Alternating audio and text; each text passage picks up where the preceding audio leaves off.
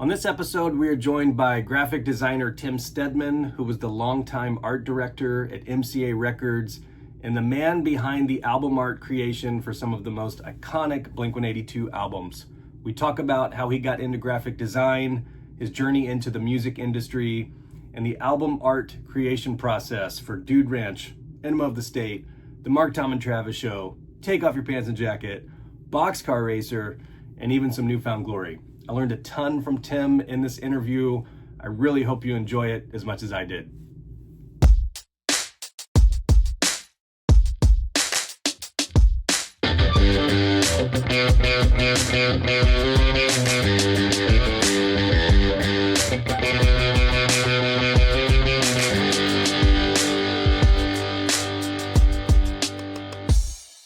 What's happening, folks? Welcome back to the 182 News Podcast. This is your host, poppincurbs, and today we are joined by an extremely special guest, the man behind the album art, direction, design for some of the most iconic Blink albums of all time, Tim Stedman. Tim, how are you? I'm doing pretty good.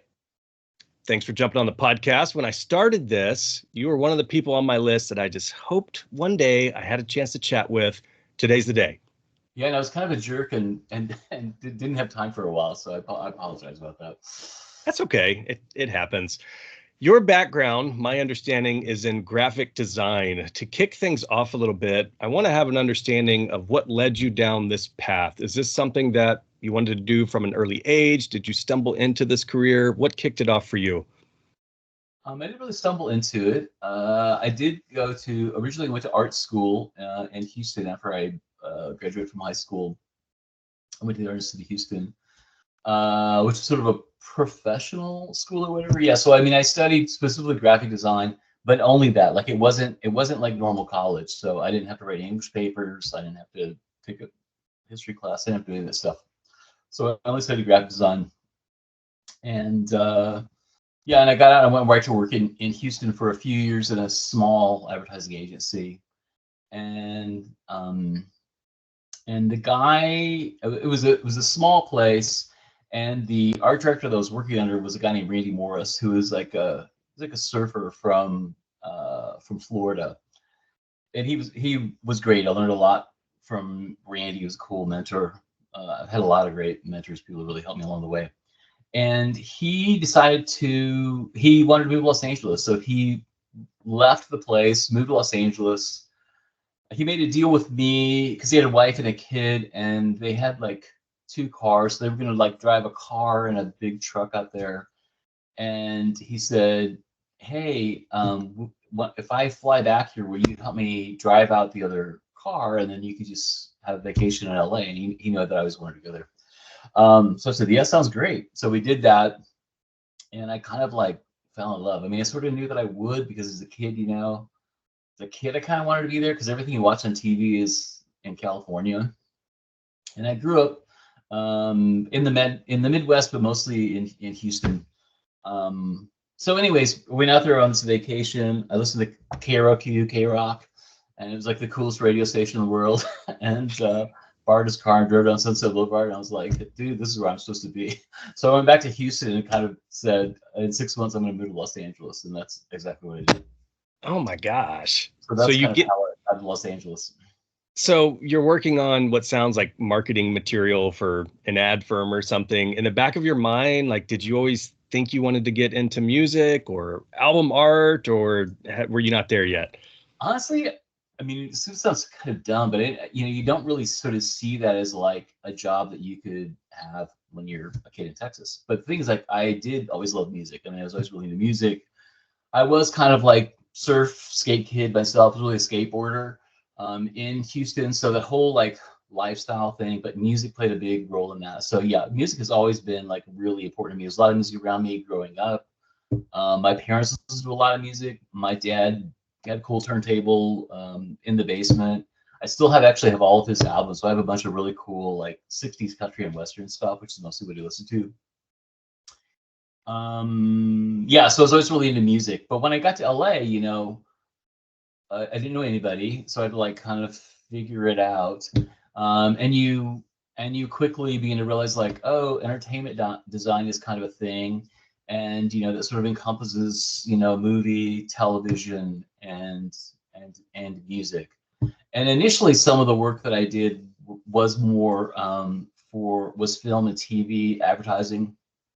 I eventually got a job kind of connected to the art director guy that I knew. Actually, his wife was working in a place in Beverly Hills, a small place called Metro Advertising, and they did a lot of fashion stuff. So they had like Bugle Boy, ID Number, Koala Blue, which was Olivia Newton-John's company, Reebok or something like this. So it was a lot of fashion stuff, and they had a little bit of entertainment stuff. They had CBS television, I remember right. I think I made an ad and a logo for a TV miniseries movie thing or something coming out, some movie called Mistress or something like that.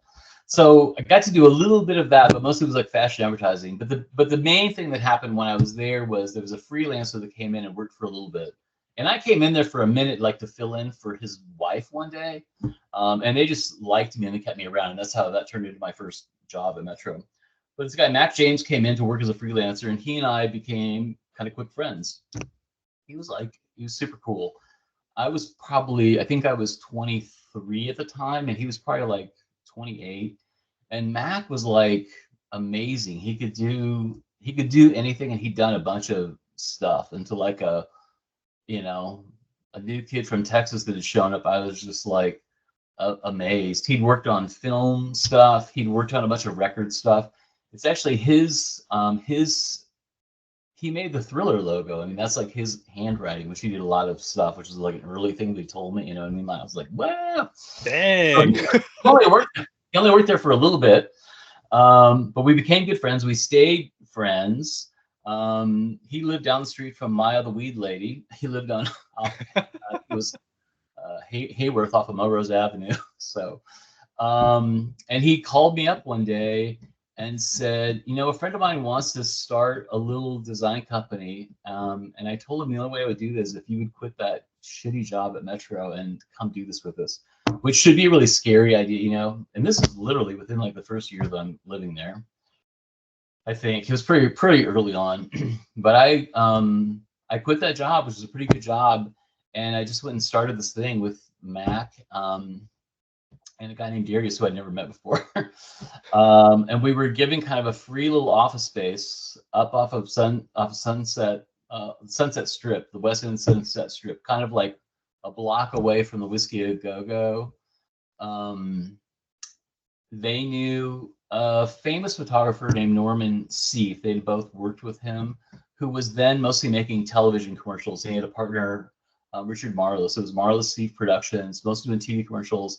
And they were really good friends with Mac and Darius. These were just really, really nice people.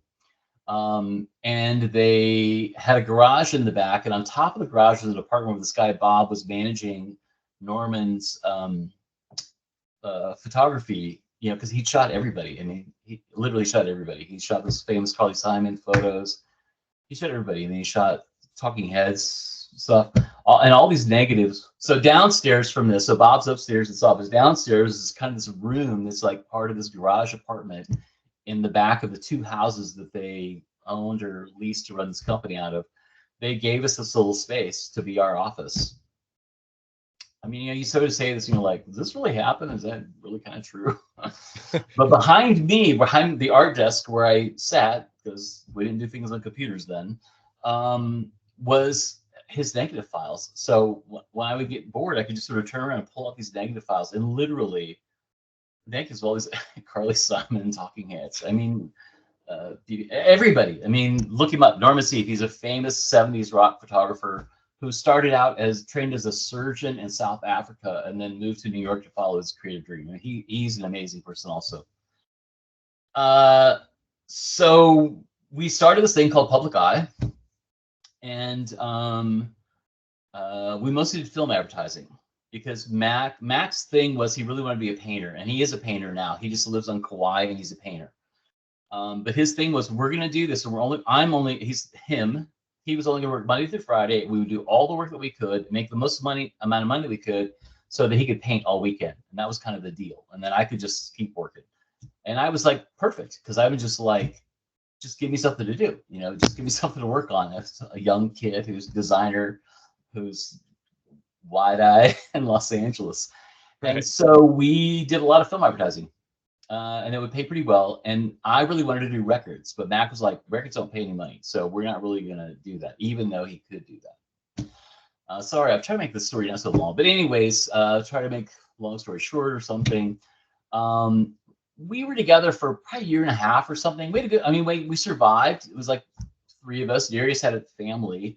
We made enough money to kind of live off of. But Mac sort of made this decision at about a year and a half or something. I'm kind of guessing on the time frame. But he said, here's the thing, like, we're all really heading in different directions. Darius was a photographer. Darius wasn't a designer. And it was hard for him to get photography work at the time. He died a few years ago. And Mac really wanted to be a painter. I mean, he didn't really want to do this. It's like, this is fun, we can do this, but this is not really my thing that we're doing this. So he said, I think we should just kind of disband. But, but Tim, you're really into this. So I think you should just continue to be public eye graphic design. And I said, okay, okay, Dad, okay, big brother, just tell me what to do. And he said, and I know you want to do records, so I'll introduce you to record people. So he introduced me to like a really important person in my career, which is a woman named Melanie Nissen, who, when I first met her, she was at A&M Records, but she was about to leave there to move to become the creative director at Virgin Records America, which had just sort of started in America. Jeff Aroff and Jordan Ayers, I think. Jeff Aroff was an important creative director at Warner Brothers, and the two of them were the presidents of this new record company. And that's important because, like, Aroff was really cared about the art, was really kind of into that, and would pay attention to things. Anyway, so she goes to Virgin, and she gives me my first record job, really, which was not a great job. It was this it was with this go-go band out of DC called EU, which was like 9 African-American guys who were not particularly attractive. They did the song Buck Wild that was in Spike Lee's movie. That's where they're kind of famous for that. Anyway, so she gives me this project. She's, sort of hands me a pile of pictures that have been made by a guy named Jeffrey Scales, I think, who actually was a guy who was like Darius. Like, he shot a lot of pictures like Darius would have, but it wasn't a job for Darius because Jeffrey Scales already shot it. And I think it was kind of like a test, like, can you make something out of this? So I run off with kind of all this stuff and probably spent like 2 weeks in my studio. Oh, and I couldn't stay. I mean, like, I didn't know Norman, so I had to like move out. We moved out of the garage apartment.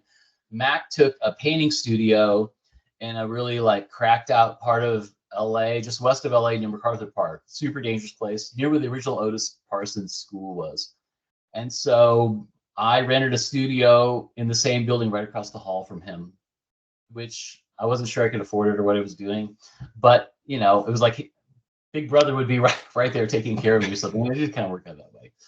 But anyways, I go back to that studio. It's just a big industrial space. It was cool. And I look back on it, I think like, God, I was a kid and I had this really, really cool thing. Just plywood floors and a big open space and big windows down one side. Very like New York feeling. And it was scary. There were like crack whores in the parking lot. We had like a gated thing that would like close the parking lot. It was pretty scary around there. I definitely would not stay there at night. But anyways, I went back for 2, and I just made a bunch of stuff. You know what I mean? It just, made comps, kind of the old school way where you would, use foam core and mount them up and make like windows out of mat board and, order cool shit and rub down type and stuff. So I go and have a meeting, I come in with like probably like 10 things or something, like a pile of stuff for this meeting with them. And she's like, this is amazing. You made all this stuff. She's like, we've got the album cover here. We've got all this, like everything we need is right here, you crazy kid, Oh, nice. So that was my first project. Well, so I'm kind of working on that. And then here's where the big changer in my life was. She calls me up one day. I'm a little bit embarrassed, but I'll just tell you the honest story about this one. I mean, I'm sort of smarter now than I was then. Remember, I'm like 24, 25 then. And she calls up, she says, do you know who Roy Orbison is? And I said, I think my dad, listened to Roy Orbison. That was my reference point. And And she was like, well, he's doing a record, so we'd like you to work on that. I was like, okay, that sounds great, blah, blah, blah. It had been shot by this guy, Glenn Earler, who I would gone to do a lot of projects with. Glenn Earler's great. He's a photographer. He's in London now. He's been in London for a while. He married a girl who was from London, and that's why he's been there. And he's mostly a fine art photographer now. Really great, really, really great guy. He's like a swimmer from San Diego. Anyways, so I start working on that record package, and I had presented the covers. So the covers had been approved. I didn't meet Roy Orbison, so I brought them into Melanie, and she and actually Jeff Aroff was really working closely with that project. They presented the stuff to Roy and Barbara Orbison, and it had been approved. And so I was like building out the package, and I was in the studio really early in the morning, like 8 o'clock in the morning, listening to NPR. And it says, a rock and roll legend died last night. Roy Orbison died in Memphis, Tennessee last night. And it was like the eeriest thing, because I'm standing in this big studio, and all over the floor are all these photos of Roy Orbison, because in the middle of working this thing. I was like, wow. Oh my God. And within about 3 hours, the label called and said, this record is going to be huge. Hold on to your hat and get it done. Oh man. Yeah, so it was crazy, but it was Mystery Girl. I still love that album package. It was cool. There's a bunch of like bogus versions of it because people have sort of altered the cover as time has gone by. But one of the coolest things about that, and again, I'll just remind you, like I was a kid at the time. And so I get the package done, because there's all kinds of stuff to be made as part of this thing. But she calls me up and she says, those giant album covers that are on the front of Tower Records on Sunset? I'm like, oh yeah, I know what those are. And she was like, well, we need to do one of those for this record because it's huge. And they're painted by Tony and Joni in the Valley, and you can do whatever you want. And I said, I can do whatever I want. So you can do whatever you want. And if you look at the album covers, the image of him is on the cover of Twice. It's the image of him with a really mysterious little woman kind of reaching into it. And it's the same image upside down, and part of the type is upside down and part of the type is right side up. And so I said, can I make this thing spin around? And she said, oh yeah, that's a great idea. So then they did it in LA and in San Francisco. I didn't see the one in San Francisco, but a friend like photographed it for me, who was up there like visiting. But yeah, this giant, my album cover, yeah, I'm kidding, second album cover made, this giant Roy Orbison thing spinning on the front of Tower Records. Oh my gosh. And the record was huge, you know what I mean? So like when you're the guy that did that, then it's kind of like, well, I guess you're the music business, buddy. Your first you're one, in the club. Right? Yeah, that's a heck. But I had to earn it. And then shortly after that, I did Bob Mould's first solo record, which was another really, really great project that they gave me. Workbook was the name of that album. The first one, so that's the EU band. That's your first one. Yeah. Your first cover ever. Did you see that in stores, or were they small enough where you never saw it? Oh no, yes, no. They were. I mean, they had a major release. They were up there. You haven't seen it in stores. Which Gotcha. was, I mean, like all of this was a pretty wild experience because it was pretty sort of new for me. Like, oh.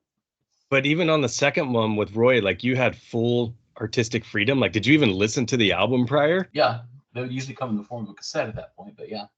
Okay. Gosh, that's just, it's one of the things, and we'll get into it with the Blink stuff, but it's like, I'm always curious, like how much direction you were given, if any, like what's your creative process, like project comes to you. Do you listen to the album? I mean, do you try to envision it? Like, I don't know. We probably need to save that for the Blink stuff, but that's crazy starting with Roy at number 2 there. Yeah. Yes. And the thing, you know what I mean? Like, now I understand how big that was. I mean, even when that was happening, I didn't really, you know what I mean? It was hard to have my head really wrapped around that. Yeah. But life's just going pretty quick, You kind of moved to LA and all of a sudden it's all just kind of going, Virgin Records was my only client for like, I don't know, a year and a half or something, which I realized like that's kind of dangerous. I should probably go meet some other people, which I did do. That's how I began to kind of branch out. When you have immediate success like that, it seems like, is that something that sparked something in you that said, oh my gosh, I'm right where I want to be working on music, this is awesome? Or was it just like, I'm making a living in LA, I'm a young kid? Like, how did you view it at the time? Well, I was definitely happy that I was like making a living, you know what I mean? I was like supporting myself, and it was all kind of working. I don't, I just knew that I really liked what I did. I mean, I really liked designing records. I really liked music. Like that was totally genuine, I loved it. You go to the record company for a meeting and they open up the bin and say, go grab a bunch of records or something, or, let's do this thing. And my path to MCA actually kind of relates to that because you do the packaging, but then there's sort of another department that does advertising for stuff. So the woman who handled advertising at Virgin Records was a woman named Kathy Guild. And so I do ads for Warrior for all these projects. And I was talking to her one day, and I had said, like, Kathy, I need to meet some other people. You know what I mean? Like, you guys are great, but I should probably have somebody else that I work for other than you. Although it worked, like I said, it worked pretty good. I would just show up at the studio. Initially, like the phone would ring and somebody would ask me to make something, and I would make whatever they asked me to make. I made like fancy notepads for guys who got made VPs and stuff.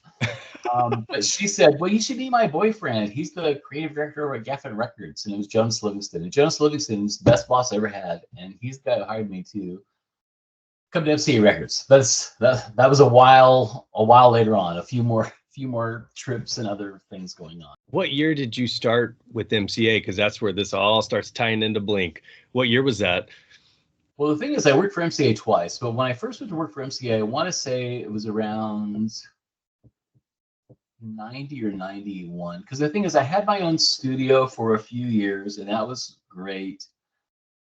But as I was like meeting other people, the thing about Warner Brothers Records is, that was a really cheery job in town. Like to be an art director at Warner Brothers was kind of like the golden ring in a lot of ways, because they were the biggest art department. They had great bands, they had a cool roster. Virgin was sort of a small record company in comparison to that. And MCA was a terrible record company at that time. That'll play into this for a second. But so I went to have a meeting at Warner Brothers Records, like, hey, can I meet you, blah, blah, blah. And they were like, okay, we like you. We'd like you, to do some freelance work. So we'd like you to come sort of sit in and do that, because that's how they did it. They wanted people to come sit in. Usually like sit in for one of the art directors in their office and do their projects when they like flew to New York to do a photo shoot or something. And, I don't understand how it all works. So when they say that, I'm like, well, but I have a studio, you know what I mean? And I do work for all these other people. Just send it over there and I'll do it. And that really offended them. And then I did not hear from them for a year. I was like, oh, that didn't go very well, Tim. You apparently did not understand how the world works. That's funny. So it was definitely a while later. It feels like it was a year. I don't know. But they called me again and said, would you sit in for Tom or Sean? Because he's got to go to New York and do something. I was like, I will be happy to come sit in for Tom or Sean, So, but the funny thing is I went over there and I sat in for Tom, and then he's away for a week. And they said, you can do other projects here. That was their thing. Like, you can work on the other records here. Because I had said, like, well, I've got other stuff I'm doing.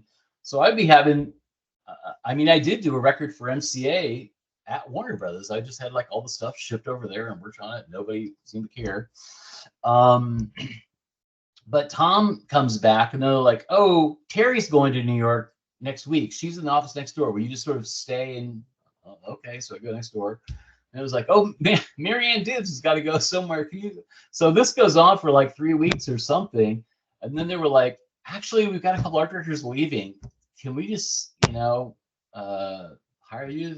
Why don't you just be art director here?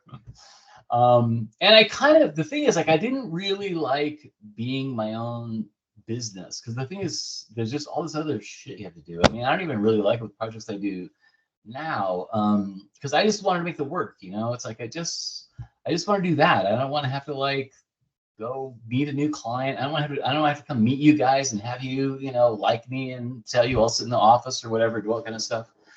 So I took that job, but right before I took that job, Jonas had called because there's a whole story in there, because he got fired from Geffen and then he became the senior vice president of creative affairs at MCA Records.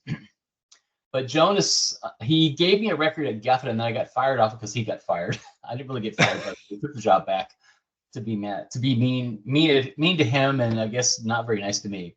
So when he gets to MCA, I run into him at a film festival. His sister is the director of the film Paris is Burning.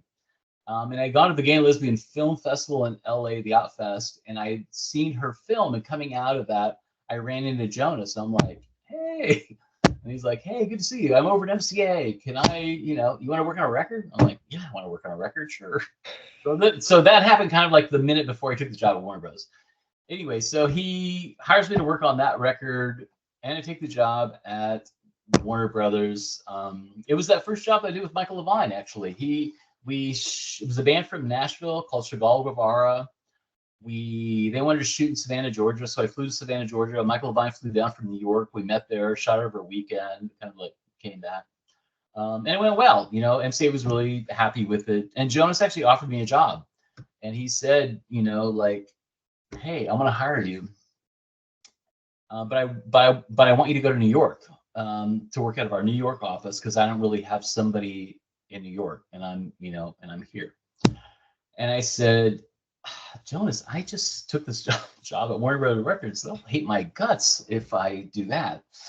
And then something happened at Warner Brothers. I was working on an R&B record. Actually, this guy, Keith Washington, I think. And I won't name names here, but kind of a senior marketing executive at Warner Brothers had came down and sort of sat in when I had the meeting with Keith, when I showed him a lot of photographers' books, and he chose the photographer, who was Diego Uchitel. Man, it's amazing I remember some of those things.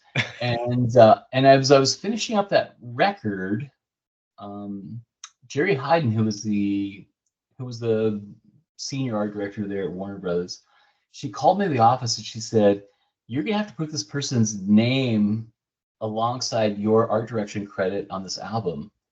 And I was like, he didn't art direct this album. He sat in the meeting when I showed Keith Washington, the photographer. And she was like, I know, but you're gonna have to do that. And I did not like that idea. So I quickly put his name after my name, which was not alphabetically correct. And then I called Jonas back up and I said, hey, Jonas, is that job offer still good? And this was probably kind of a crazy move, because the thing is, MCA was a shit art department, and Warner Brothers was a great art department. And I was really new there. I mean, I hadn't been there a year. I'd maybe been there 6 months or 8 months or something. But I was really not happy about that. That just didn't sit right with me. Those kind of things go on, but I didn't like that.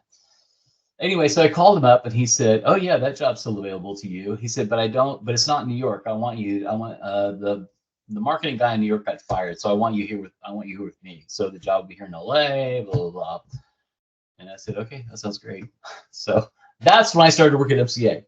The first time, and I worked at MCA twice. So I worked there for, I want to say, about 4 years or something. And Jonas promoted me. He was the person that elevated me to VP. He promoted me and another guy who'd been there for a really, really long time at MCA to VP.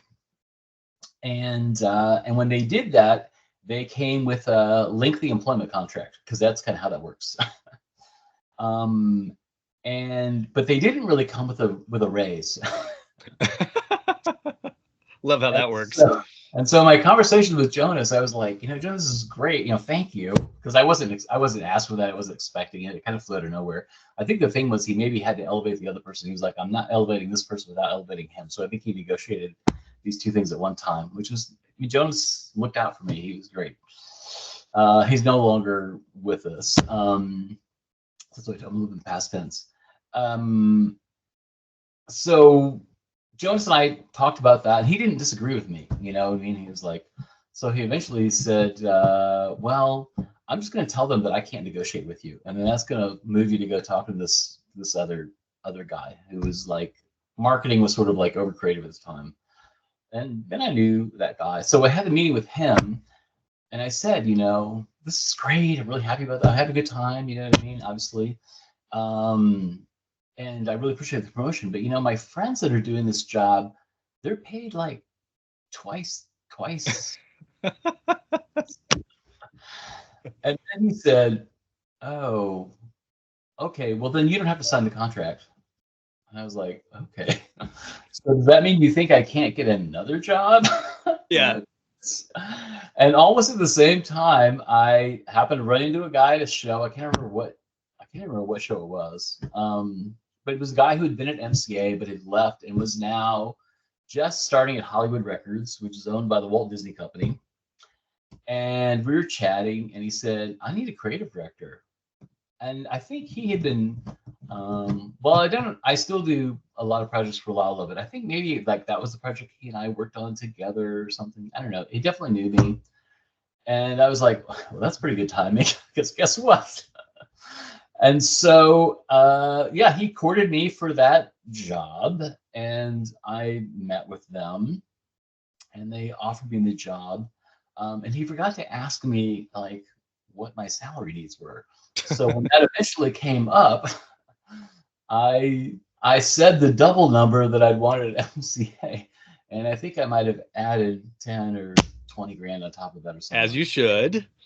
Anyways, and so they did that, and that was kind of fine, but it wasn't a great job for me. I won't really go into a lot of details. I mean, I did it for 15 months. I was there, and I actually took my assistant, a guy who's great and is a huge designer in his own right now, and has been for a long time. A guy named Todd Galapo. I took him with me. And the point of that is I felt responsible for him. Anyways, we went there, and then the job just wasn't feeling quite right. It had to do with the guy who was running the company at the time. And it also had to do with that boss who'd hired me not really taking care of me, because I was kind of used to being taken care of, which doesn't mean I need to be pampered, but like my contract wasn't getting finished, so there was like some discrepancy, a little argument back and forth between my attorney and the guy who was the attorney, where they would say like, oh, well, she hasn't gotten back to me, and she'd say, well, no, actually he hasn't gotten back to me. And I mean, I knew her really well, so I knew she wasn't lying to me. So it started to feel kind of like, man, I don't think somebody has my back here. And I liked people there. I mean, they're definitely cool people I worked with at Hollywood. And Todd was relatively happy. But I was talking with Jonas on the phone one night and gave him a sense that I wasn't really happy. And he said, are you not happy there? And I said, no, I don't think I'm happy here. He said, am I not treating you right? I said, I don't think you're treating right. He said, well, here's the thing. Like, MCA just cleaned house and got rid of all the senior executives with the exception of me. And I'm actually at a retreat up in Napa with the whole new regime. And I can go in there tonight and just negotiate your job back, and we'll just match everything you have going on there right now. And I said, you can do that? And he said, yeah, I can do that. I'll call you back around midnight. And so he did that, which was kind of weird. So that's why I came back to MCA like 15 months later, and then stayed for another like 7 years after that. So I was at MCA for like 11 years. And just to follow up, because I had sort of said like MCA was a crappy record company at the time. And when I came there, it really was. You know what I mean? It wasn't a great art department. It didn't have a great reputation. But Jonas was really, really great. And the thing is, like, I knew I wasn't shitty. So my thinking was like, well, I'm at this place where it's great and it's huge and there's all these people here, but kind of all in front of me. Where I could take this job that I think has the potential to kind of be greater than it is right now, and I'm going to be the guy kind of sitting in the spot to have kind of my choice of what I want from there, and that's kind of exactly how it went. So what year was that? The second stretch? And that's probably like 92, 91, okay. 91, 92. It's like it's really early 90s when that. When I first go to MCA, because I was not at Warner Brothers Records for very long. And so I'm there probably until like 95. And then I think that's when I stepped away to Hollywood. And then I came back probably in like 97. And I was there till 2003. Okay. So when Blink didn't go to Guffin, MCA was gobbled up and consumed into Guffin at the time. Right. And that's when I took my exit and started my new life of going back to school and turning into a professor. I had taught part-time at 2 big art schools in LA as an adjunct while I was working, which was also kind of a nice thing. That my bosses let that happen. You know, the Jonas was like, yeah, it's cool, you go do that. So just, you know, be gone one morning and go teach class, then come back. But it was good because I was also seeing new talent, new young designers. And eventually I would do the same thing at Art Center, where I'd meet a lot of photographers and things like that. So this 96, 97 stretch, this is perfect timing leading into Blink-182. Because that was an early project that came when I first got back. Yeah. So had you heard of Blink prior, or is this a random band that comes across your desk as you're back? I don't think hardly anybody had heard of Blink prior. You know what I mean? Like, it was pretty new to the record company. It was a little bit like Rick told it. We had created a deal with Cargo Records. That kind of thing was going on a bit then, sort of like Rick said. MCA had done that under the previous regime with Fort Apache, which was a recording studio out of Boston. And actually, a record package that I made for them, I was nominated for a Grammy for that album package, for This Is Fort Apache. That was when I left MCA, which is why I was in a really, you know, when I came to Hollywood, I was like, oh, well, kind of celebrated. And then when I came back to MCA, you know, it's kind of like, oh, well, this is our guy who was away for a little bit, but, you know, he done some stuff. He did some stuff for us. He's been nominated for a Grammy, yeah. But sure. Yeah, and it was kind of interesting with the Blink. I don't really know why the Blink project came to me. I hadn't worked on anything really sort of in that genre, but you know, that's really when that's sort of bubbling up and coming about. You know, I mean, that's when pop punk is really kind of becoming a thing. I was aware of Green Day. I really liked the Green Day record. I remember that hearing that, like, when I was on a shoot somewhere. I can't remember what project it was, but I do remember the first time I heard the Green Day Dookie record. Anyway, so the Blink project comes about. You know, I don't think anybody there really knew what it was, and kind of like, and I feel really good about all those records and this sort of whole contingent of records that I worked on like that. Then I really enjoyed myself a lot and feel like I had my head wrapped around it pretty well. Because kind of like what Rick said, you know, like that could be sort of scary coming into the major label. And I'd like to think that I made that not scary for them. Because I just worked directly with the bands. You know, like I'd meet them and work with them. It wasn't, you know what I mean? There wasn't a lot of go in betweens or any of this kind of stuff. And I obviously did get it right off the bat. I mean, I like the Dude Ranch cover probably as much as I like End of the State cover. The record wasn't as huge, but it's just as like right on. It's, you know what I mean? I sort of, I guess I'm sort of appreciating my own work there. And the thing was, I was very much about these records, you know what I mean? Like, these were really clear ideas that I had, which isn't always how it happens, but that is the way I kind of worked on records for them. And especially those two. At End of the State was really, that was not easy. Figuring that out was not easy. It was like a mental puzzle for a long time. Dude Ranch was not as puzzling. I mean, I had two kind of strong ideas right off the bat. And both of them got used. I mean, the first one was exactly what the cover was. And I hired Lou Beach, who's a pretty famous illustrator. I mean, Lou was not a young guy then. He's done a lot of cool stuff. And I knew that he could make this thing that I kind of had in my head. And that's kind of how it went. I mean, I called him up and I described this thing. I don't know if I probably didn't even make a sketch, you know, like I had a lot of faith in him. I knew what his style was like because it's kind of a collage together sort of style, and that cover has that quality.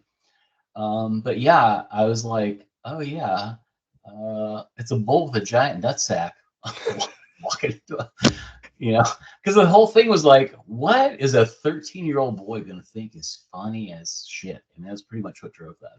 And then sort of the other idea was like a pretty gay cowboy, and we used that for a promotional. I don't know if you've seen that one, the promotional one. You know, it was like, yeah, it's Dude Ranch. You know, I have always wondered who came up with that. Yeah, the advanced CD, and it's just like that cowboy on the front, like winking. Exactly. And they loved it. They were like, "It's hilarious. This is great." So when these ideas start firing off in your head, I mean, did you meet the band once? Did they have any input or start throwing stuff at you? Like, I'm just trying to No, envision.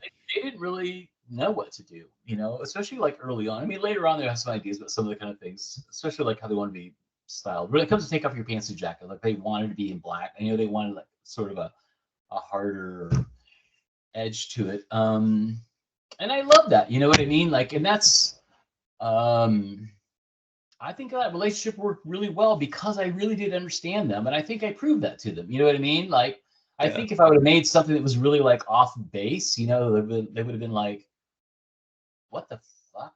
Like, but it wasn't. It was kind of, it was in the pocket for who they are. They're pretty funny. They were really, I mean, they're still really funny, but they were really funny then. You know what I mean? Was it already called Dude Ranch? Like when this crosses your desk, is it? Yes. Unlike Enema of the State, Dude Ranch was a title. You know what I mean? So it's like it was literally sprung from that. But simple, kind of clear. You know what I mean? It's really too complicated. It's not only a young audience, but it was a pretty young audience. You know what I mean? I think it like fit their humor. You know what I mean? They made jokes like that on stage. Like it's fun. It was very like casual and loose and fun. Did you listen to that album like in full before, like as you're going through the creative process in your mind? Yeah, I mean, you're always getting advance copies of stuff, but that was driven by the title. I mean, Dude Ranch was driven by the title of that record. I've always heard that because some people take that title different ways. I've always heard that it's just kind of like a dude party. Did they explain the title to you, or did you just have to use your own imagination? No, I didn't need anybody to explain it to me. I mean, Gotcha. So the bull, an illustrated bull with the massive nutsack facing you, the person picking up the CD, that's what popped in your head right away. Yeah. What about the reference on the cowboy? I've always been curious, like, is that a real person? Was that like, where did that person come from? It was sort of like a retouched stock image. I'm not really sure where it came from. And Gotcha. And I think like, we altered it enough that it sort of became a new, sort of a new creation. There's a font on the inside that one of my buddies says is called Giddy Up. Yes. That seems like the most perfect Your buddy's font right. to use on this. Any specific reasoning behind that, or does it just look Westerny? Well, the record's called Dude Ranch, and you just said it's called Giddy Up. I mean, like, what do you need to, Not much more to add there. No, it was like having fun. Do not make it too overthought or too serious, especially at that point. I mean, like it's still early days. And I think that was I think originally it was sort of a Cargo MCA release. I think that's how it initially came out, and then it sort of went over to MCA. And at sort of the very same time as when MCA creates a relationship with Drive Through Records, Richard and Stephanie Rains from Drive Through. And I did lots of stuff for Drive Through and for a bunch of their bands, and not because I needed to. I mean, it wasn't really part of my job. I liked them. I liked their bands. I liked the projects. I mean, it was kind of, like that was kind of a good deal to the record company. You know what I mean? Because I liked doing this stuff. It wasn't like, oh, I don't want to do this, or I only want to do this many things. If you put something interesting in front of me and give me some space, I'll be happy to work on it. And I really enjoyed working with them. You know what I mean? Like they were a blast. They were, doing their part, writing records and having a good time and playing shows. When you kind of come up with your final design, is it always pending band approval, or always. Yeah. I mean, it's their record. Gotcha. No, this is going to be the cover of your record, whether you like it or not. I mean, like, that wouldn't go over very well. There may be some people that do it that way, but it's not in my experience. It's the way you do that. Understand what you're working on and do a good job on it. You don't always get it right, but I really think in their case, I did get it right. You know what I mean? I think I really understood what was going on there. Working at MCA at the time, and I always hear about kind of the sellout and Blink for them. This was their big, first major label release. Were you aware of that at the time? Did it bother you, or are you just paying attention to the art side of things and that doesn't necessarily hit your radar? Well, the thing is, I really tried to operate, and this was kind of because of like what I do, you know what I mean? Like I make the art for the band, so I'm working closely with the band, and I'm really more aligned with them. You know, it's not like I'm trying to make something. It's just not how I did things or how it worked, you know? And I was most effective at my job working that way. And like I said, I feel pretty good about making them feel comfortable in that arena with what I was doing. But you could tell the way that Rick was talking about it. Like Rick felt comfortable at MCA. There was kind of a young contingent at MCA at the time, and I sort of hung out with a group. I feel like he mentioned Jay Boberg, but I think Jay had kind of constructed a few of us as almost like a sub group of people working at the label that were sort of working on the, I'd say, younger, cooler kind of projects. We've got Eric Stein, who was in publicity, Rudy Provencio, who's a friend of mine who was in promotion, was kind of in there. So we would sort of meet sometimes as this group of people. I mean, we're all hanging out, you know. I mean, the job is you're out a lot at night seeing shows, and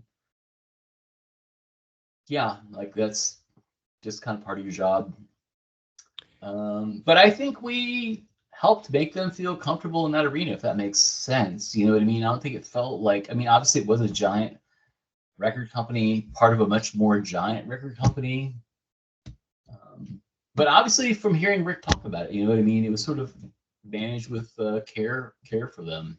And I took pride in that stuff, you know what I mean? Like I wasn't trying to be a jerk. I was trying to I wanted them to be happy. I wanted them to like what was going on. I'm curious, as far as like just the records that are coming out of MCA at the time, like how big is your team, or do you have counterparts, or are you dealing with every single album that's coming out at that time period? I'm not dealing with every album coming out. There were probably 5 art directors at the time, and I think we had 2 kind of floating assistant people who would help us. I mean, it's about the time that we were in the midst of that. We sort of moved from Universal City. I mean, we were on the lot, and that's where I worked for a long time. And then the company moved to Santa Monica. I moved to Venice Beach just a little bit ahead of that, knowing that the company was about to move there. With Dude Ranch, Damn It comes out. They're blowing up a little bit.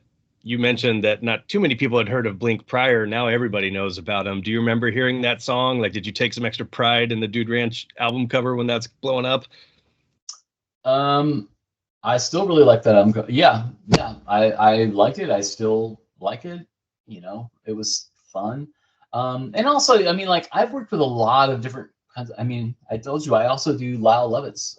You know what I mean? And I kind of like that I can have a range of things like that I can do. It's really about kind of understanding what the project is and doing the right, you know, hitting the right tone, the right note for that particular project, and being able to really wrap your head around that. And, you know, also understanding if you can't wrap your head around it or you don't have your head wrapped around it. Right. Yeah, dude, like the versatility that you have to have and confidence in that, man, like that's a lot. Yeah. Well, thank you. I mean, it caused me to sort of think about that in a way, but that's the kind of designer that I really try to be, where it's not about me or like a style of doing everything kind of the same way. I'd like to think that sort of intellectually they get solved in a similar way. Like there's a certain kind of mind behind it. That's kind of what I was referring to when I talk about the series of Blink records that I worked on. I mean, I do think that there's like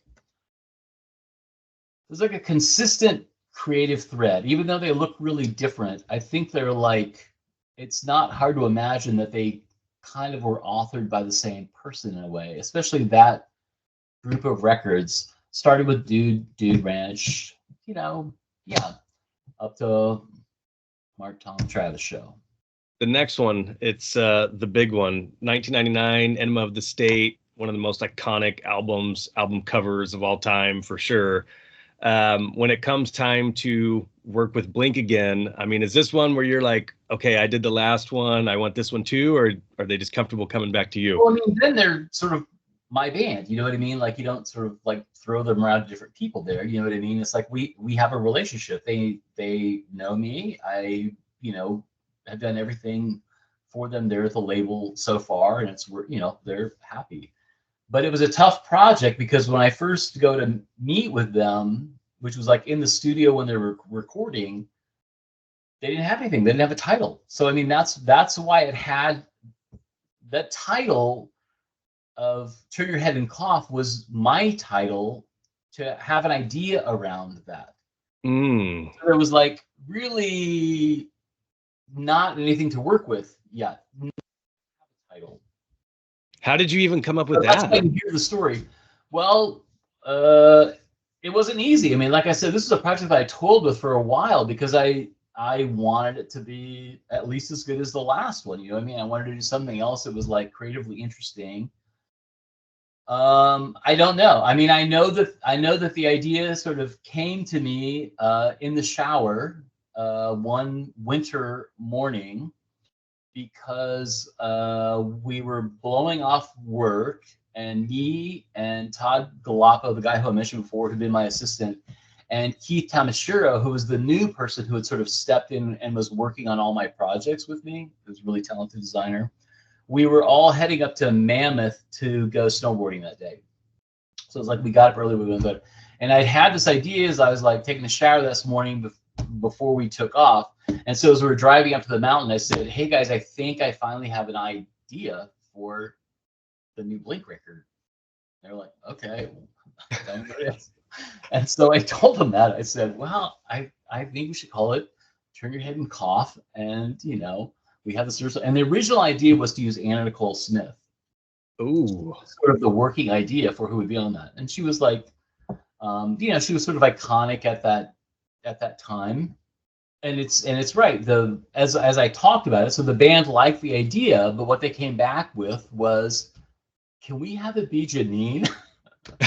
And I was like, sure, you know, sure. And then it ended up being great. You know what I mean? Like, I kind of mentioned this before when we were sort of not recording this, but I didn't really like the disparaging remarks. I felt that's kind of like what I heard talking about that thing, because she was a total pro on the set that day. And that whole shoot that day was, I mean, it was super fun. It was pretty fantastical. It was sort of a crazy thing going on. But she was a total pro. And she ended up being a real key part of that. A person who doesn't get mentioned, another person that'd be interesting for you to talk to is Paula Reskin, who was the marketing guy and all this stuff. Paul and I were kind of counterparts at MCA, and we started out kind of as like, I won't say arch enemies, but we definitely like butted heads. And Jonas kind of liked that initially, like when I first came back. He was like, oh, this will be good. Because Paul's really serious about what he does, and he knows that I'm really serious about what I do. So we needed to, but we really, we got it together probably over Blink projects. Like we really grew to respect each other, and we're still really good friends. You know what I mean? I call him a few times a year. But she became part of the marketing campaign. You know, she would like, I think for the K-Rock Weenie Roast, she announced them coming on stage and stuff. She was in the video. So yeah, she did things. We did a kind of a whole, Vivid Video was the company that she was with. So we, worked with Vivid Video. Paul set that part up, you know what I mean? But that was great. You know, that's like him kind of like picking up on where I'm at with this thing and saying, okay, well, let's see it through. We'll get a whole campaign out of this thing. And it all worked super well. But that's how that happened. Yeah. So the idea came from that, because they didn't, you know, they were like, I don't know, dude, you did a good time last time. I'm like, what? I don't know what should I do? I remember it being a little bit like that, you know, and it was hard, you know. I mean, I took it really seriously, and I mean, now it, you know, when it's done, it all makes sense. But, you know, before I knew what to do with that, it was a really perplexing problem for me. I bet. The record company was putting the heat on, you know what I mean? Like, this record's coming, and we're expecting this to be a big record, and so it's time to deliver, dude. You know what I mean? Like, you're on schedule and stuff like that. And it was like, they're recording, but get in there. You gotta go get this thing figured out, because we're, you know, this project's coming. Yeah, because once the music's done, I mean, you got to have your side ready to roll. Yes. So that's tough when they're not giving you anything or nothing to work with. Yeah, well, it's a big giant machine, you know what I mean? Like, you got to fire all that stuff up and be ready to go. And it's all the stuff that comes with it. You know what I mean? Like, oh, it's got to be advertised everywhere. We need, promotional this thing, promotional that thing, and So from the get-go, you just had a random shower thought, turn your head and cough, and then did you instantly envision just like a sexy nurse zoomed in on the front, or when did that come up? Yeah, I mean, it literally it's exactly what. And the thing is, the package is exactly what it is. It literally is like, I think David was describing it from the way I described it to him. It's like, the day that you're going to have physicals, at school to play sports, and imagine that the doctor's not exactly who you expected the doctor to be, and it's like super boner potential. That's hilarious. Well, I know you guys discussed the casting, and that was the whole thing too. I mean, I did cast that thing. So we cast that with lots of their friends.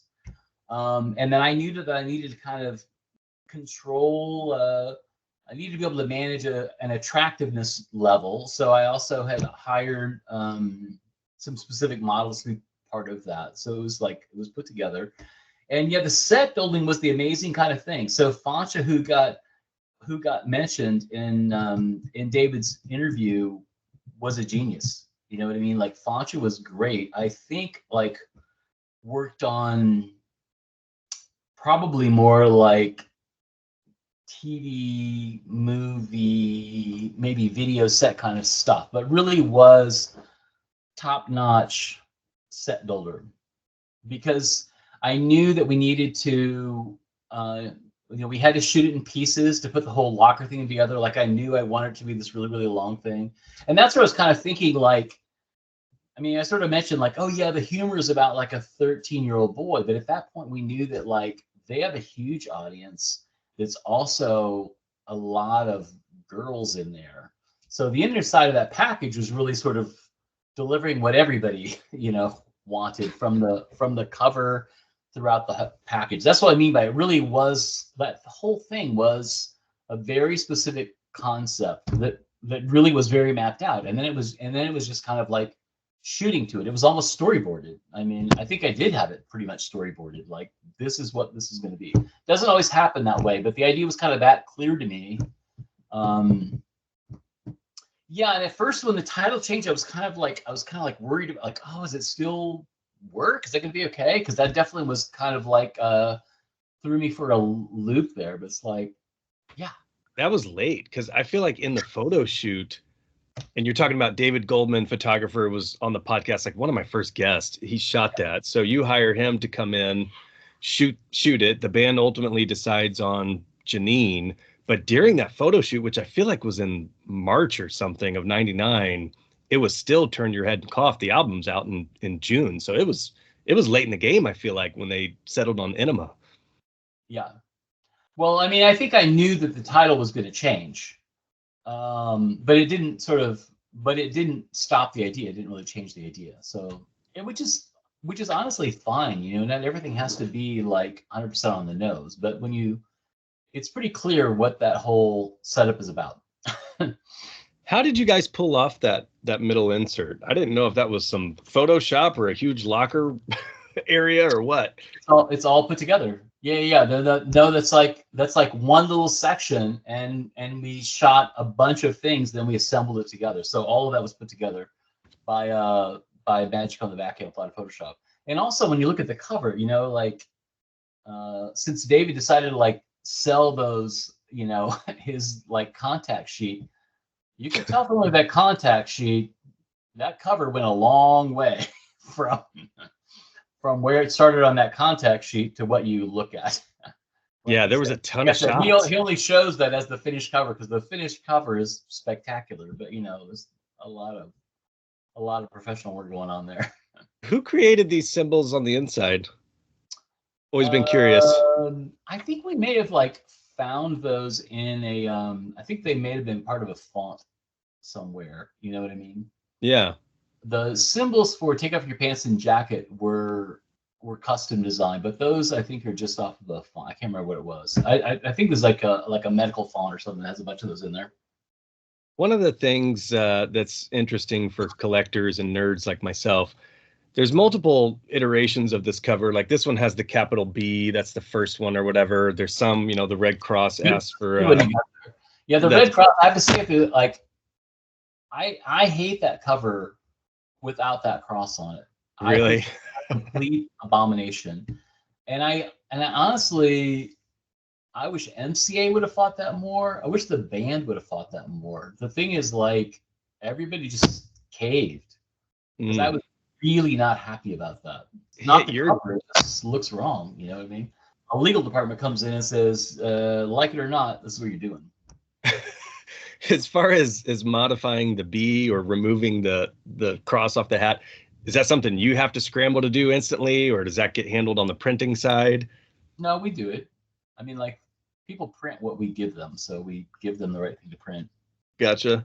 Oh yeah, no, we do all that. I mean, like, yeah, you can do pretty much anything. I think it was funny because I think the B thing kind of became an issue because I don't think it really, like, you know, people were like, oh, it's like, well, no, it's not. Buddha is all capital letters. So, you know, Dude Ranch is all capital. You know what I mean? Like, it's not like it was just one way. So I think we kind of decided we wanted to do this in the middle, which is fine. You know what I mean? Like, it wasn't like that big deal. And in the end, it's like collector's items. Yeah. The funniest one to me is the Malaysian CD and cassette where her cleavage is like photoshopped out, or I mean, it looks like it's done in Microsoft Paint. It's just a lot of red added right here. Yeah, it's terrible. I haven't seen it. I don't need to see it.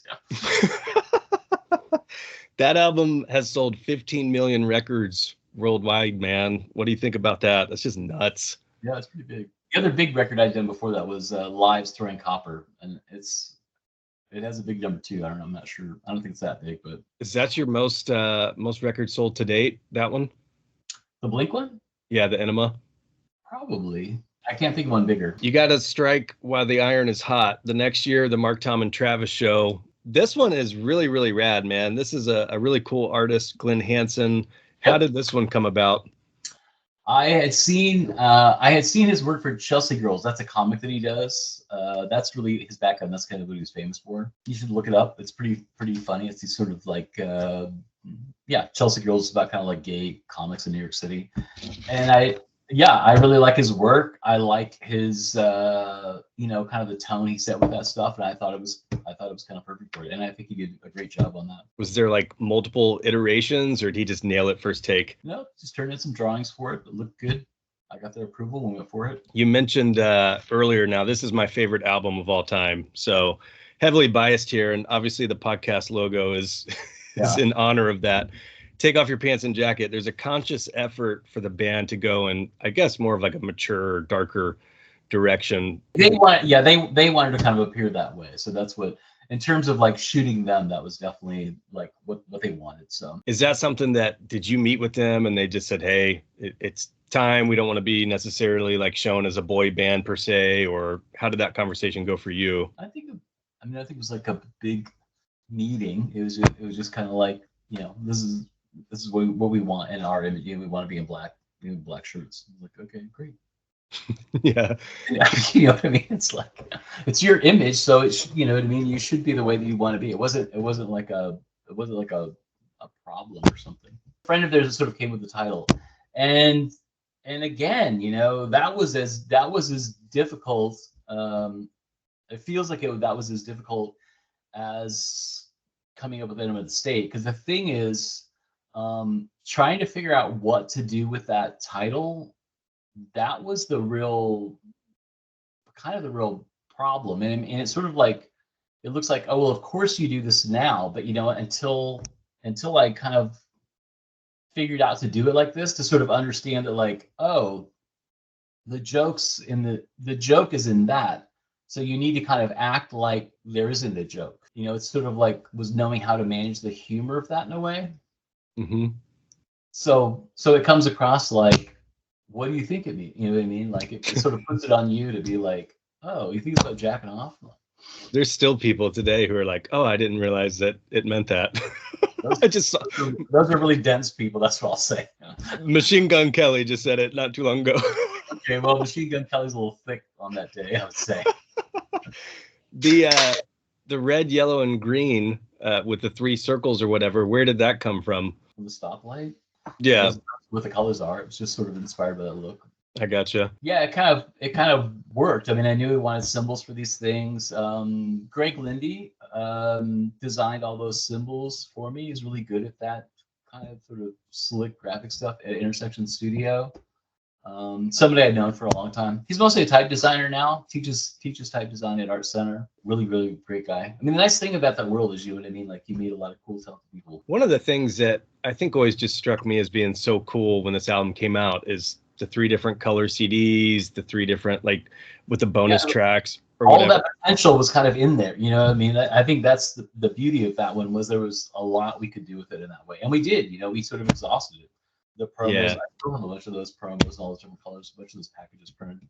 Is that something that came up in just initial meetings with yourself and the band as far as the direction and the rollout, or how did that idea come to be? That was just me thinking of cool ways to do the promotion of the stuff. That's pretty sick. Do you have a preference? So this is when, like, you know, the digipacks are becoming a thing with Mark, Tom, and Travis show. Does that make a difference to you, or are you cool creating for either? I probably preferred digipacks at that time, maybe because it was sort of like a newer format. It was kind of nice to get away from the plastic. I mean, every format has its problems because, you know, because then when you make a digipack, it's not actually a square. So, you know, everything kind of needs to be a square. So then you run into problems of, like, how do you turn this into a square? How do you sort of deal with that issue? People who aren't that sensitive just sort of like stretch and compress things. It's not really my thing. I don't usually do that to letters either. These are things I try to teach my students not to do. that type did not hurt you, so why don't you stop hurting it? You know? Speaking of letters, there's the alphabet theory amongst Blink fans where, like, A through whatever are snuck into the albums as far as the front cover goes. The G that is on the jacket on this cover, was that intentional because of that, or what does that represent? No, these are just things people make up when they have a lot of time to think. You're setting the record straight here. So the G is just for green? Yeah. Okay. It's as simple as that. There's no secret code going on in there. I've never believed in that theory, but there, you know, I had heard people say that the G on this one was put in intentionally. Like, it's a stretch. I don't know. Oh. We got the real answer out of this. If it helps people feel that, yeah, it's magic. Believe what you want. The next one, Boxcar Racer. This is interesting because this is kind of the spawn of a little bit of turmoil amongst the band. Is this weird to you when you get a side project, or just business as usual? No, it wasn't, but I just thought of something before just to zip back to Enema State for a little bit. Because you had brought up, I know in the other interview, that Rick DeVoe was included. It was a bunch of their friends that were included there. Rick DeVoe's nephew is also cast in there. He's the youngest looking guy that's wearing, like, the tidy underwear, and he's been seen a lot. I saw him on the news recently because he's a firefighter in Malibu. Oh my gosh! And I saw him, like, on, and actually this is going to play in a Boxcar Racer. And I saw him, like, on newscasts because he was giving interviews about the LA fires and stuff. Yeah, his name's Keegan Gibbs. He's Rick's nephew. And he also, you wouldn't really know this, but he is who we shot for the silhouette that is the kid that's on Boxcar Racer. Oh my gosh. I did not know that. Yeah. Holy crap. Now I'm going to have to look for this kid on here. Probably nobody knows that. No, did not know that. I'm looking for a small child on here. He should be in there. He was definitely, like. Is it like this kid digging in his butt? Yeah. So that is Rick DeVoe's nephew. Yeah, Keegan Gibbs. Whose silhouette is the Boxcar Racer, like, shadow imprint or whatever. Yes. Wow. That's crazy. That thing started, even though it looks like a shadow, it was started with, like, a photograph of him. So yeah, the Boxcar, like, is that odd to you? Do you even think about it when a side band, you're like, oh, this is Tom and Travis, or is it just business as usual, another album to work on? Still an album to work on. I actually and I shot photos of them that I think were used for the publicity images for that. So I did a photo shoot for that. And They were shot in Chinatown. So if you've seen any images of the band, they were kind of like in Chinatown in LA. You see kind of the accoutrements of the lights. I don't think they're flags. I think they're like lights that are strung up along in there. Some of like the promo photos. You can see one of them if you look at my website. I think I have one of the images in there. Okay, nice. So this shadow on the wall for the cover or whatever, where did this idea spawn from? Is this random thought of yours or direction from the band? Thinking of graffiti on a boxcar, actual train car. There's a connection. Funny, I live in like a train town now, so like it's like yeah, the town originally was like a huge, like hundreds of years ago, or maybe 100 years ago, like a big sort of train industry was here, and there's still a big switching station just south of town, right near the college where I teach. So there's a lot of trains around here. But yeah, it was sort of, Boxcar Racer, thinking about, train cars. That's the color, meanwhile it's that kind of like bricky red color. The photo that you said this kid on the front, like, was this an actual photo that DeVoe had of his nephew, or was that a photo shoot? We shot it. No, we didn't. Me and Marcus Orozco was assisting me then. So I think we shot that at my loft in Venice. Man, do you still have any of these photos laying around or no? I have some things around the house, but I mean a lot of stuff was archived at MCA. Gotcha. That's crazy. So shortly after this, I mean, MCA, and this is where I don't know too much about the inner workings of it, but MCA goes into Geffen in some capacity. Jay Boberg, the president, had been fired, so Jay was gone. Yeah, it was a pretty like crappy time in the music business, to be honest. You know what I mean? Like that's when downloading, like a huge rise of that. So all record companies are kind of like freaking out. They're all hemorrhaging money because their business model doesn't work. I mean, that's where Blink was kind of like, it was sort of genius with them in a way, because if you think about it, and this is where a lot of my work was sort of helpful, because I made a lot of stuff, you know what I mean? It sort of triggered a lot of things that they could use for merch things, or certainly would spawn that kind of stuff. And that's where all the money was to be made. And it still is, you know what I mean? Tour business, merch business. I mean, they make more money selling that than they do records. Nobody really selling records. Shortly after that, they were really, if you think about it, you know what I mean? Like, they were making a lot of money doing that, you know? Yeah. Like, look around your office, dude. Yeah, 20 copies of the same album. Send a kid to college back there or something, you know? Shortly after this, I mean, how much longer do you stick with Geffen? I mean, do you go into Geffen's art department, or are you done at that point? I was part of Geffen. I left MCA as MCA shuttered. Gotcha. I stopped having a record. I stopped being a record company employee person.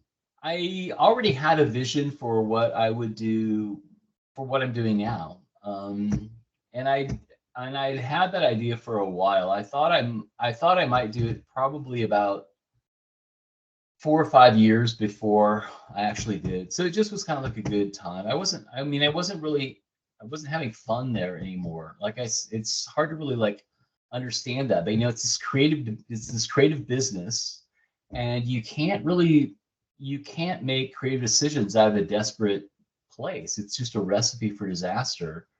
And it just kind of felt like that's how everything was kind of working.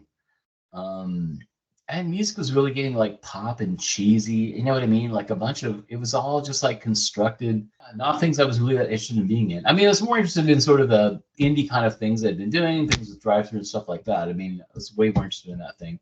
And I mean, I could have kept doing that, but did I need to, make another record, or, make another 100 records, make another 200 records? I'd done a lot of that work. I've done a lot of what I needed to do, which doesn't mean I don't mean to be dismissive of it. I love all of it. I feel like it's all great. But it's all there, nobody can really take it away. You know what I mean? Like, I did do that work. And I love that Blink cover. You made the reference in the thing that, Billboard calls it out as like 13th or 14th most iconic album. You know what I mean? I love that. Like, yeah. But for you, it was that was not all David Gold. I mean, it's like hilarious to hear him say that. It's like, are you kidding me? I mean, literally, are you kidding me? You know what I mean? Like that thing was so clearly like a large idea from beginning to end. You've never had anything to do with these people. And that's how that happened? I mean, like, it isn't even plausible. I got to go back and listen to that interview now. Yeah, I will. It'll shock you now. It shocked me. I just hope I wasn't terrible in it. That was one of my first interviews. interviews. No, you were fine. You know, you were like listening to it. It's like, if you don't check anywhere else, there's no reason to think it's not true. That's true. Like, oh yeah, it's the first record you ever made. I love it. You don't seem to know how things happen. You don't really know how the people got there. You don't know if you were part of the casting or something. Did you select the frame on there? I don't know. But if you want it to sound like that, to sound like you did something incredible, because the world is like, oh my God, that thing is huge. Did you know it was huge? It's like, yeah, it is huge. For a lot of reasons, like partly because it's a giant record. The band made a huge record. Yeah. Like that's how things become iconic. You know what I mean? Like right. There's not just a cover in isolation that's iconic that wasn't like an important record. Of the Blink ones you did, is that your favorite or the one you're most proud of, or which one is?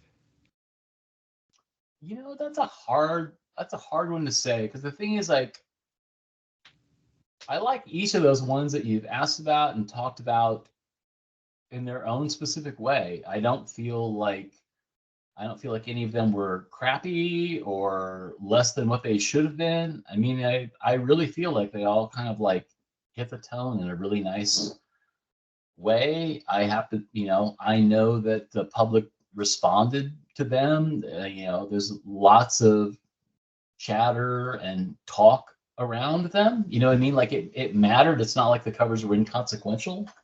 They did matter. I mean, is that enough of an answer for you on that? Yeah, no, they're all like uniquely have pieces of you in them, of course. So it's like you're gonna love them each in some capacity. It's like little children, I suspect, in some way. Yeah. I mean, you have things that you're like, oh man, I would have done that a little bit differently or done this thing. But yeah. That's just being weirdly self-critical and unnecessary.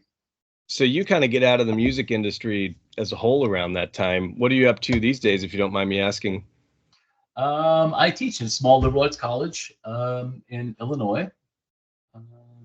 And yeah, I mean, maybe I didn't say it as part of the interview, but I taught while I was working in LA. So I taught at both Otis College of Art and Design and an art center in Pasadena, two great schools there in LA.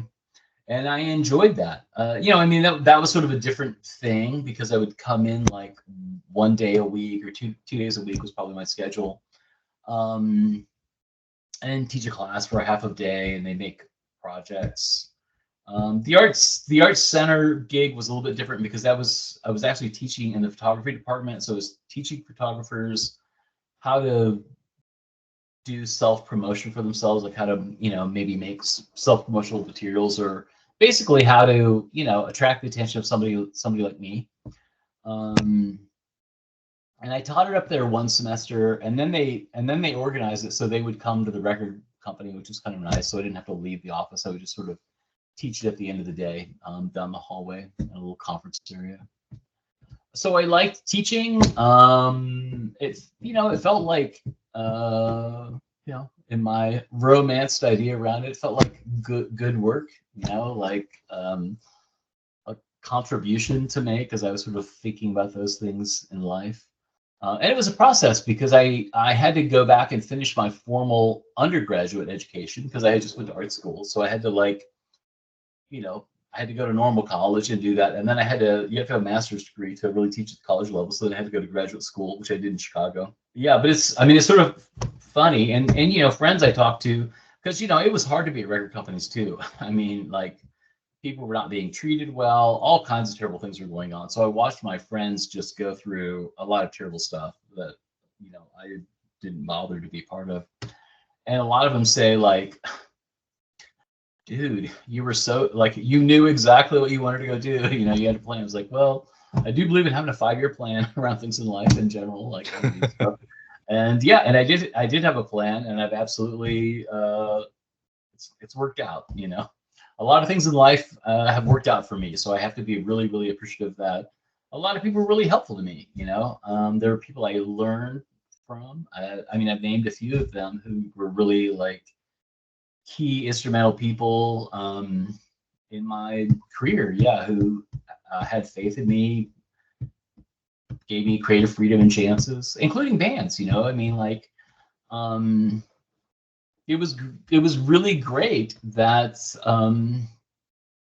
the Blink trusted me to work on those records. I mean, I had to like earn that trust and work for it, so it was symbiotic kind of relationship, but it also worked well because a lot of times things get a little bit convoluted. You know what I mean? When you're trying to like, and things can happen all different kinds of ways, but when you're trying to like shove your idea into somebody else's head and see how it comes like as a creative process, sometimes it's a little bit clunky.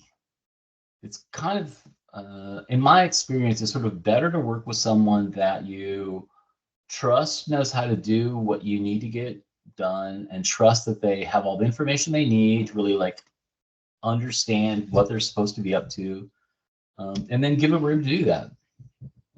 Yeah, that's got to be a lot of trust for a band, man. You think about like an album they've poured heart and soul into, like real life pain, Or a month, agony, or maybe they poured a whatever. month into, it's like hard to know sometimes.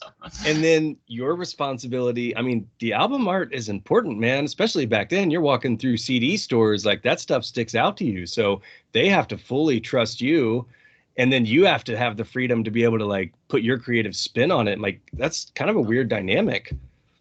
But as I was winding those things down, I would also be in marketing meetings where I hear people say like, "Oh, it's just digital now, so the album cover isn't going to matter." People who would really sort of think that, and it's like um, you're not very clever if you really think like you don't really understand much about the history of music or how this works. And then And vinyl now, comes back. with the resurgence of vinyl, it's like, okay, yeah, Yeah. that was a very genius thought you had back then. That's part of why I love vinyl, is just appreciating the art. And I'm one of those nerds that, dude, I love reading through like like all the album art and all the notes and all that stuff. It's important. I get it. I have two record players in this house and stacks of vinyls in two different places. Did it surprise you to hear a couple years later that Blink had broken up? No, you started to kind of talk about that when you're talking about kind of the Boxcar thing. I mean, I didn't know what the sort of interpersonal machinations were that were going on then. I mean, I don't talk to the band anymore. Mark and I specifically had a pretty good relationship, so I'm a little bit sad that we don't talk. I mean, I think maybe he felt weird as the record company got folded into Geffen, and then they need to kind of align with the Geffen program or whatever. And never really talked to me about that, so we never had a conversation. I mean, like, I was really happy to not be there. Part of me, so really like no love lost here. But I'm sad that I don't talk more. Yeah, Mark specifically, because we would hang out pretty frequently, even when they were like be in the office. You know what I mean? They would come down, and even if we weren't working on something or whatever, drop by and say hi and hang out. He and Sky, I mean, I knew his wife Sky because they'd met during that whole kind of time period too. I mean, I was at all three of their first weddings. Travis's first wedding, yeah. And there were a team of us that worked on that and worked really closely with them. Yeah, would spend time down in San Diego hanging out and seeing them in the recording studio. That was great stuff.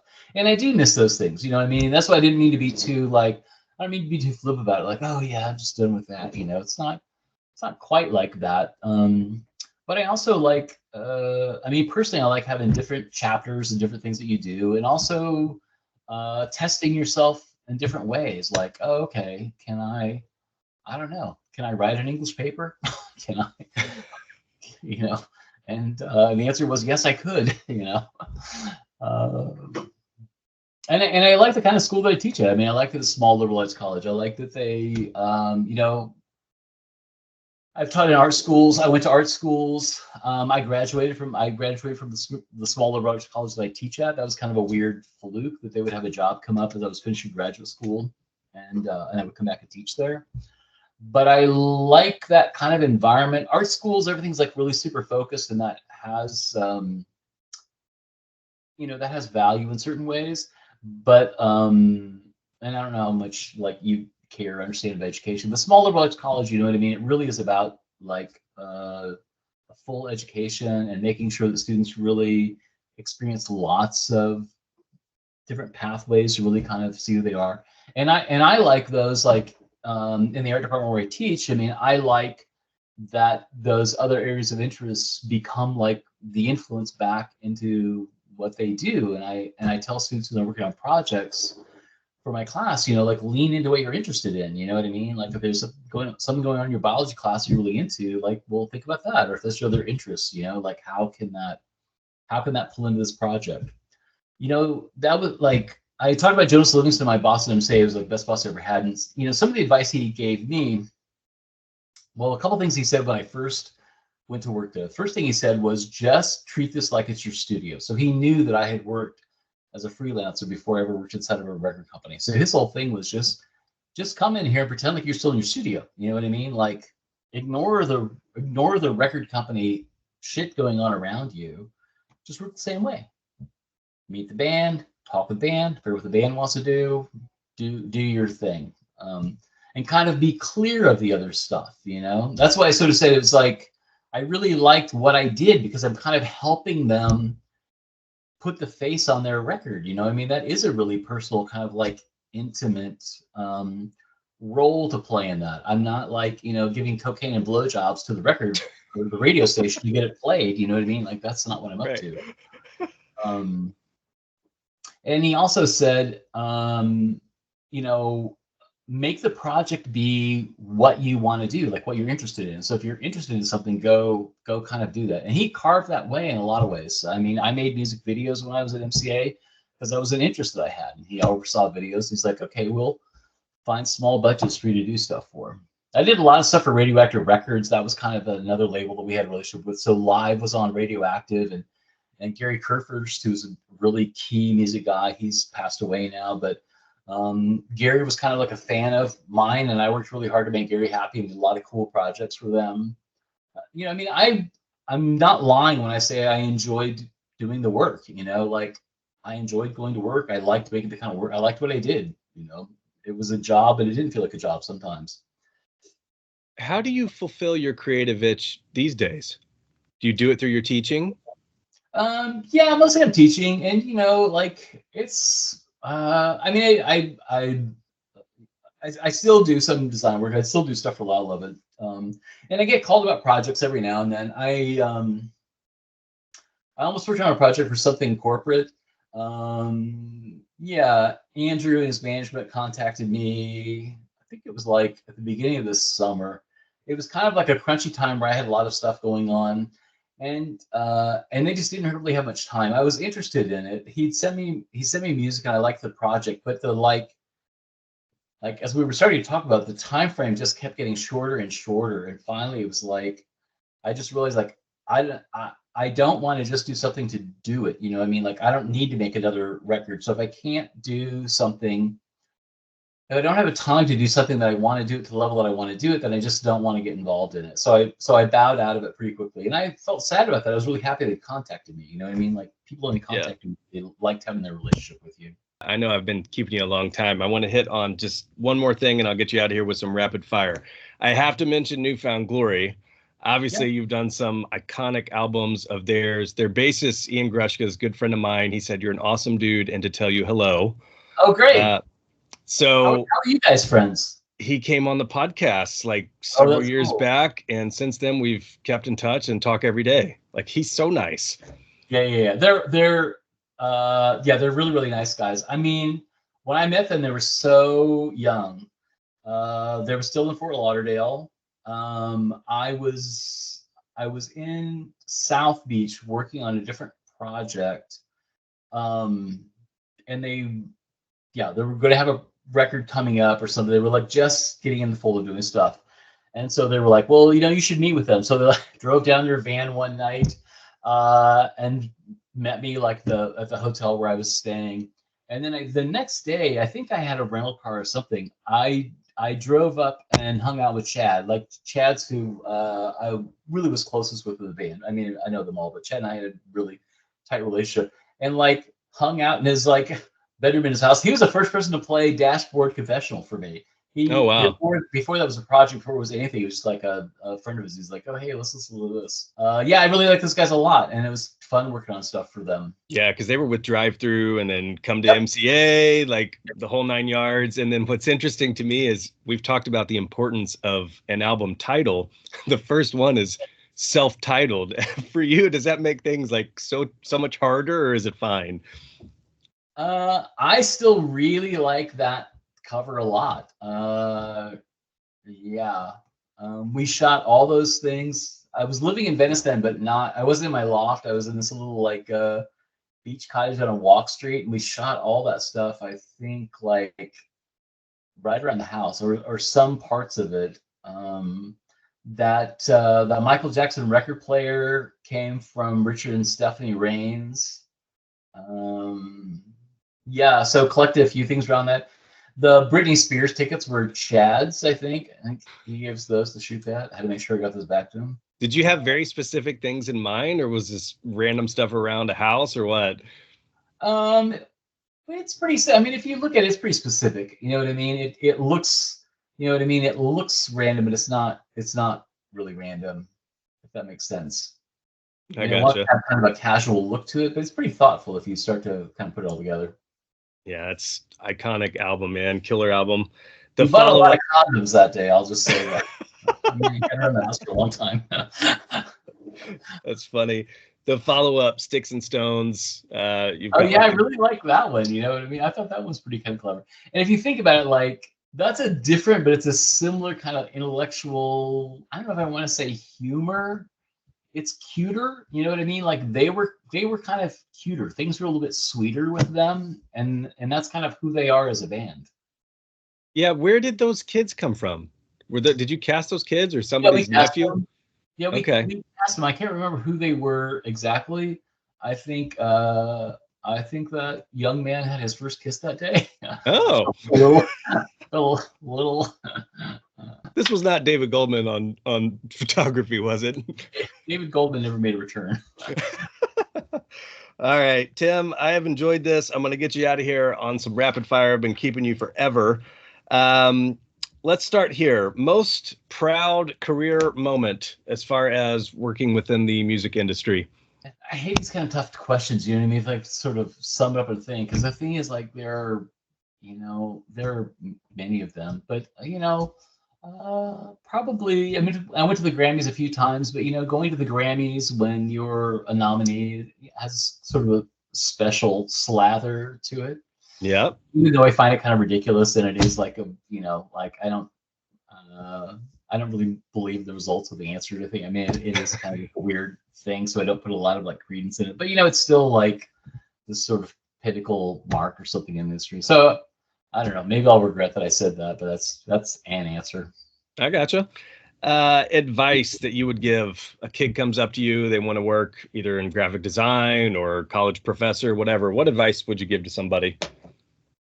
Oh man, the advice I'd really say is just go do a thing that you want to do.